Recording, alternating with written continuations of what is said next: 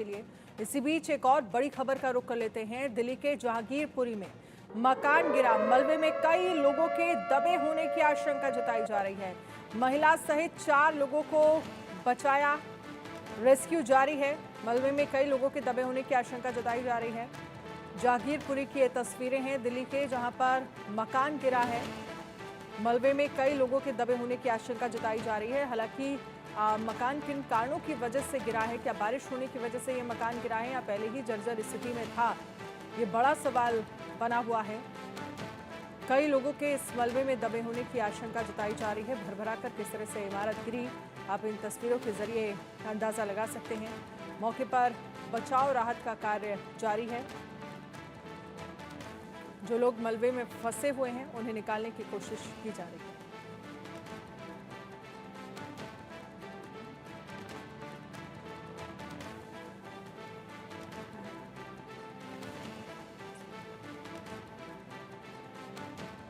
तो महिला सहित 4 लोगों को बचाया, रेस्क्यू जारी। दिल्ली के जहांगीरपुरी में मकान गिरा है, मलबे में कई लोगों के दबे होने की आशंका जताई जा रही है।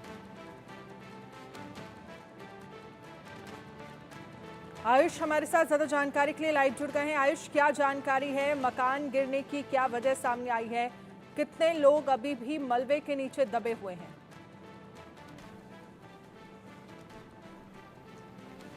देखिए, इस वक्त घटनास्थल पर मैं मौजूद हूँ जहाँ ये हादसा हुआ था और अपने वीडियो जर्नलिस्ट से कहूँगा सबसे पहले ये विजुअल्स दिखाइए, क्योंकि अभी बताया जा रहा है कि एक व्यक्ति को और यहाँ से अभी रेस्क्यू किया गया है। हालांकि जीवित या मृत इस बारे में कोई जानकारी नहीं मिली है, लेकिन 4 लोगों को फिलहाल यहाँ से सकुशल निकाल लिया गया था। इस मलबे से फिलहाल एक और व्यक्ति को निकाला जा रहा है। अभी अंदर कुछ और लोगों के फंसे होने की भी संभावना यहाँ पर हो सकती है। जहांगीरपुरी इंडस्ट्रियल एरिया का ये पूरा मामला है जहाँ पर ये बिल्डिंग गिर गई थी और इसकी जो सूचना थी वो लगभग 12:51 के आसपास दिल्ली फायर डिपार्टमेंट को मिली। जब ये पूरा हादसा हुआ था उसके बाद से तुरंत यहाँ पर मौके पर फायर ब्रिगेड की 7 गाड़ियाँ लगा दी गई थी और यहाँ पर फिलहाल राहत कार्य चल रहा है। Delhi police, Delhi fire department और एनडीआरएफ के साथ साथ एसएसबी के जवान भी यहाँ पर मौजूद है जो राहत कार्य में जुटे हुए हैं। दिल्ली में कोई पहला हादसा नहीं, लगातार ऐसे हादसों की जो है वो झड़ी इस इलाके में, माफ कीजिए, पूरी दिल्ली में लग चुकी थी, जहाँ पर बिल्डिंग कोलैप्स होने की वजह से घटनाएं हो रही थी।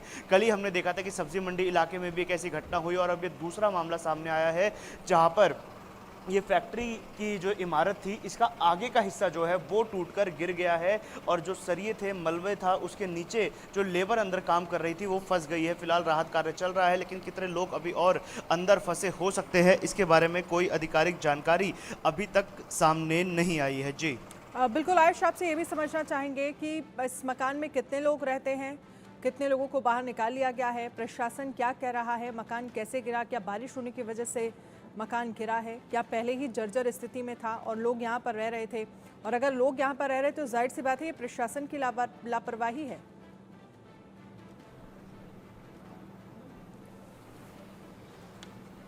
जी देखिए, मकान नहीं था, बताया जा रहा है कि यहाँ पर ये फैक्ट्री थी जहाँ पर काम किया जाता था और उसमें लेबर्स काम कर रही थी और ये वही लेबर है जो फिलहाल मलबे के नीचे दबी हुई है। लेकिन अभी तक एमसीडी की तरफ से ये स्पष्ट नहीं हुआ है कि इस पे कोई नोटिस चस्पा किया गया था या नहीं। जैसे पुरानी दिल्ली वाले मामले में हमने देखा था सब्जी मंडी इलाके में जहाँ पर हुआ था, जब बिल्डिंग गिर गई थी वहाँ पर बताया जा रहा था कि उस बिल्डिंग को पहले से ही खाली कराने के निर्देश दिए गए थे। लेकिन फिलहाल अभी ऐसी कोई जानकारी इस जगह से सामने नहीं आई है, क्योंकि पूरा इंडस्ट्रियल एरिया है, यहाँ पर कई इमारतें बनी हुई है, लगातार यहाँ पर इसी प्रकार से काम चलता है। लेकिन जो आगे का हिस्सा गिरा है बिल्डिंग का वो ये दर्शाता है कि जिस प्रकार से यहाँ पर बारिश हो रही थी, लगातार पूरी दिल्ली में पिछले कुछ दिनों से लगातार बारिश हो रही है, उसके चलते इमारत का ये हिस्सा कमज़ोर हो गया था और वो इस बारिश को सहन नहीं कर पाया, जिसके बाद ये इमारत का अगला हिस्सा, पूरी जो 2 मंजिल बनी हुई है, ग्राउंड फ्लोर के अलावा फर्स्ट फ्लोर और सेकंड फ्लोर और उसके ऊपर छत, ये पूरा हिस्सा भरभरा कर गिर गया। राहत कार्य फिलहाल चालू है और जो लोग वहां पर खड़े हैं, अगर उनमें से कोई प्रत्यक्षदर्शी है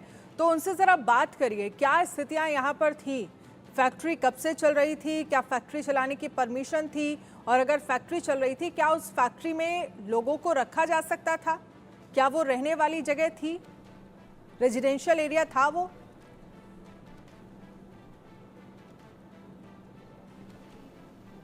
बिल्कुल, कुछ लोग भी यहाँ पर मौजूद हैं जो स्थानीय लग रहे हैं, उनसे भी बात करते हैं, जानने की कोशिश करते हैं। सर, इसी इलाके के रहने वाले हैं आप? जी जी जी जी। ये क्या हादसा हुआ था आज?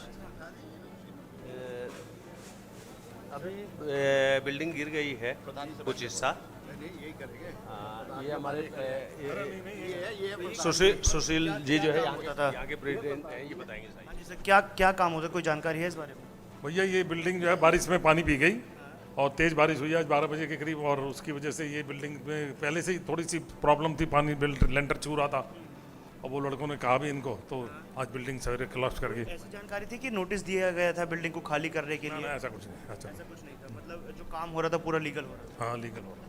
कितने लोग अंदर काम कर रहे थे, इसकी कोई संभावना सामने आई? नहीं, खाली वर्कर काम कर रहे थे, वो रिपेयर चल रही थी, रिपेयर काम करा रहे थे वो लोग, और फैक्ट्री में शुक्र है कि कोई वर्कर काम नहीं कर रहा था। जो पीछे का हिस्सा है वहाँ पर भी कोई काम नहीं हो रहा? नहीं, वहाँ भी काम।